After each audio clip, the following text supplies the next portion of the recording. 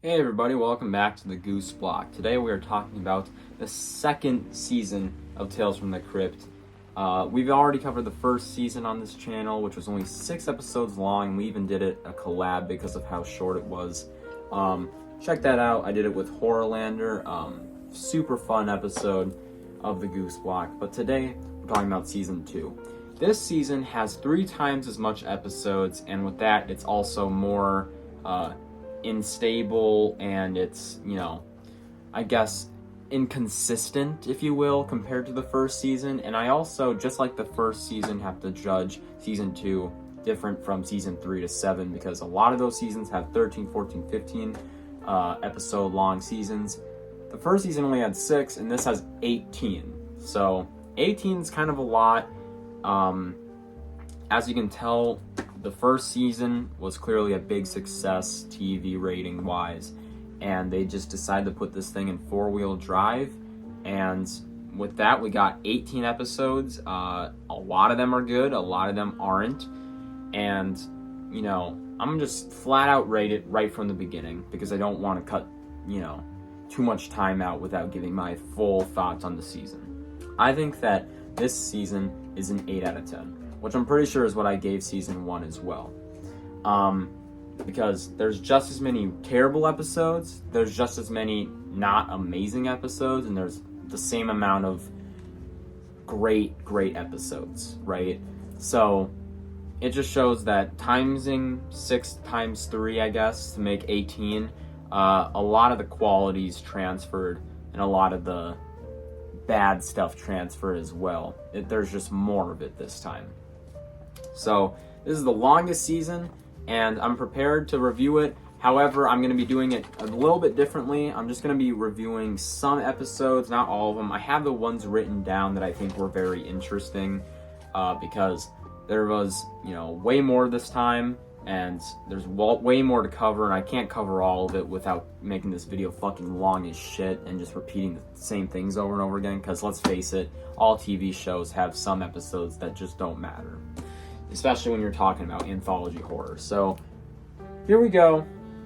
Let's just start with the first episode of this season, which is Dead Right, which I gave an 8 out of 10. Dead Right is one of the more interesting episodes of this series that I've seen so far. It's a very creative concept, given that it's just another gold digger story, except this time, it's this young woman who works at basically a strip joint and wants to, become famous. She wants to get the fuck out of there. But one of her only ways she can see herself doing this is because there's this rich, fat, ugly man who probably doesn't have very good intentions with her and is basically just flirting with her in very disgusting ways. And eventually leads her to,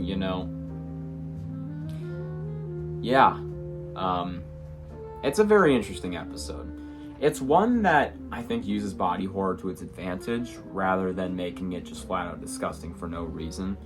I also think that for how many gold digger stories there have been, and I'm only 2.5 seasons through at this point in time, it just shows that this was one of the better ones of the bunch. An 8 out of 10 is a great score for an episode, and for a season kickoff, it's pretty damn good. I think that being said, I wish that they would have used maybe the next 2 as a starting kickoff, but it's hard to say why until you hear my thoughts. The second episode was called The Switch. I also gave this an 8 out of 10, and I think I was honestly being a little bit generous, but I'm not sure. It is honestly kind of funny in the sense that there's just not the best of practical effects used, and there's also, some things that are kind of cringe, but, it's a fun episode that uses, once again, kind of like a body horror thing to it, and it's all about, you should be comfortable in your own skin, which is a good way to put it. But, there's basically this old man that wants to get together with a very young woman, and the best way to do that is by swaps his skin out with a really good looking man, wastes all his money on doing so, and now the guy that looked like really hot before, like a bodybuilder and everything, now looks really ugly, but he has a lot of money. It's a creative concept. I think it's a very good concept. It's one of the best stories. It's just that the execution isn't fully there. However, that doesn't, deplete it from being a very good episode. Probably slightly worse than the last one, but it's super fun and it just flies by in an instant. So that was one that shocked me how good it was. The third episode is actually my favorite of the season, and that is Cutting Cards. This is one of my favorite episodes so far. This one is about these two gamblers who are basically not just risking, money at this point, but being hurt and possibly their lives. This is one of the most suspenseful fucking episodes I've ever seen in anthology horror. I was on the edge of my seat the entire time, and I honestly think these are some of the best performances ever, too. It's one of the best episodes the show has ever gotten. Probably my favorite idea for an episode as well, which might be the reason it's so high, but this is my favorite episode I've seen so far. I'm not going to spoil too much. I just suggest go watch it. I'm pretty sure some of these episodes are on YouTube, so go check them out, or you can pick up this big DVD box set, which is what I got. But yeah, 10 out of 10, Cutting Cards, love that episode.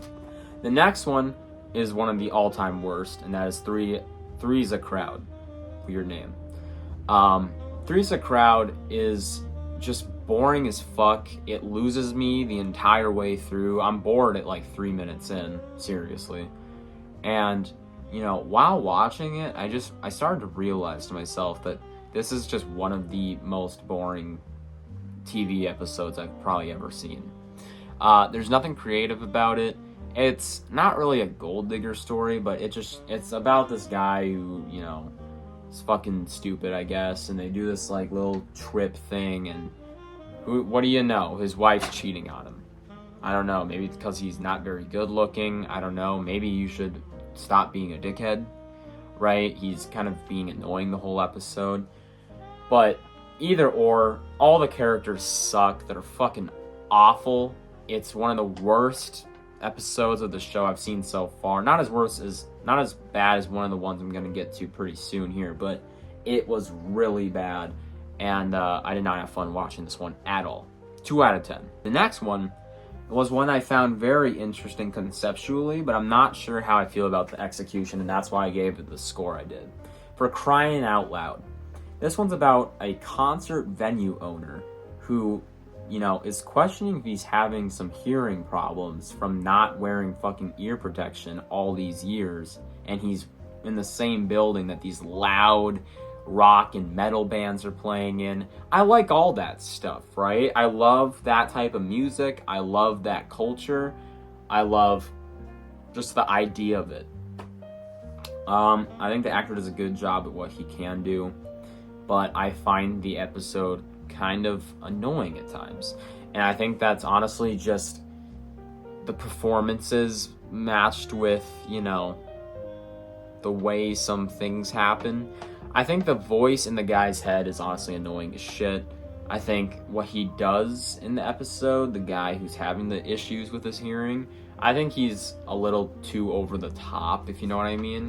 And it's just very zany and out of the normal side of things. It's more crazy than most episodes, but I don't know. It's annoying at times, but I liked it. It's fun. And I actually ended up giving it an 8 out of 10. I know. If this wouldn't have been an annoying episode at some points, I think I would have given it a 9. So, oh well. The next one is, by a long shot, the worst episode I've seen from Tales from the Crypt so far, and that is Four-Sided Triangle. This one, there's not really a better way to put this other than there's a creepy guy, part of a couple, who basically picked up this girl and made her start working for them on their farm and whatnot, and they live out in the middle of nowhere, which is where a lot of this creepy, like really creepy shit happens, like incest-wise and all this really bad stuff. But, this girl basically, is being targeted by her new stepdad. And it's disgusting as shit. It's extremely hard to watch. It is the grossest thing I've ever seen in anthology horror. It might even be my least favorite episode I've ever seen in anthology horror. I gave it a 1 out of 10. I feel like I'm being generous. It's a fucking 0. But it's, you know, it's just sad that this was directed by Tom Holland, who did some really good episodes in the series and also has a very extensively good career in directing. So, although there's nobody else that's attached to this that I like a lot, it's sad seeing that he was a part of this and had a big role in it, because my God, this episode's just disgusting as shit and should honestly just be forgotten in time. So yeah, 1 out of 10. Television terror. This is one that I gave a 10 out of 10 to. This episode was one of Horror FFA's, or sorry, not Horror FFA's, Horror Lander's favorites. He had a lot of fun with this episode. In fact, this is his favorite Tales from the Crypt episode. You can check out his video on his channel. This one is super fun. I love the TV host as a character. I love the idea of it. I like that they finally go in this real haunted house and just all this crazy shit's going on. It's fun. It's action-packed. It's honestly a top 3 episode of all time so far for me. But yeah, I love it a lot. And probably the second best episode this season. So there's that. Woman's Calamity is an interesting one. It's about a cartoonist or an illustrator, whatever, for a comic book thing. It's basically like the illustrator for Tales from the Crypt, right?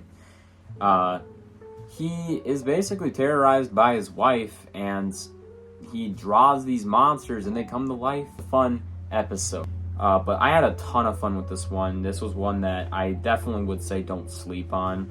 I don't see this one talked about very much, but it does have a bit higher of an IMDb rating, so I guess that makes sense, but yeah. And last but not least, the one that I thought would be interesting to end off on, because I don't think the last episode's that interesting, but the second last one is My Brother's Keeper, or maybe this isn't the last one, I can't remember. But My Brother's Keeper is about two conjoined twins, and one of them falls in love, and the other guy is basically just a crazy person. He's going mad, and he does some horrible things. That's all I really need to say without spoiling anything.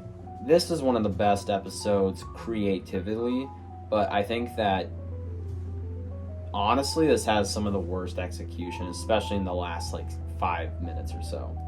I think the ending ruins it for me.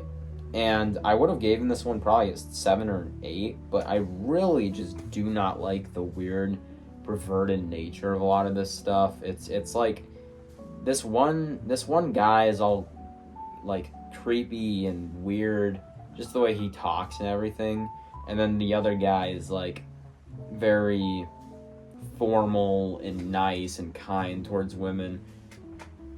It's a strange concept, but I like it a lot. I think it would have worked better on paper, honestly.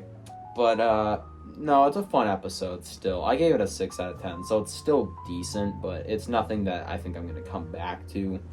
I just like the idea of it a lot. But yeah, Tales from the Crypt Season 2.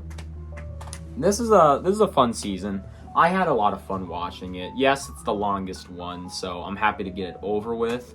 But at the same time, I know that a lot of the favorites come from this season, and it's also one of the most celebrated seasons of the entire franchise, so if that tells you anything, that's what you need to know, and I think that I had a lot of good times with it. So I'm excited to review seasons 3 through 7 at some point soon, but with that being said, this is a fun episode to make, and I hope you guys have a great day, and I'll see you in the next video.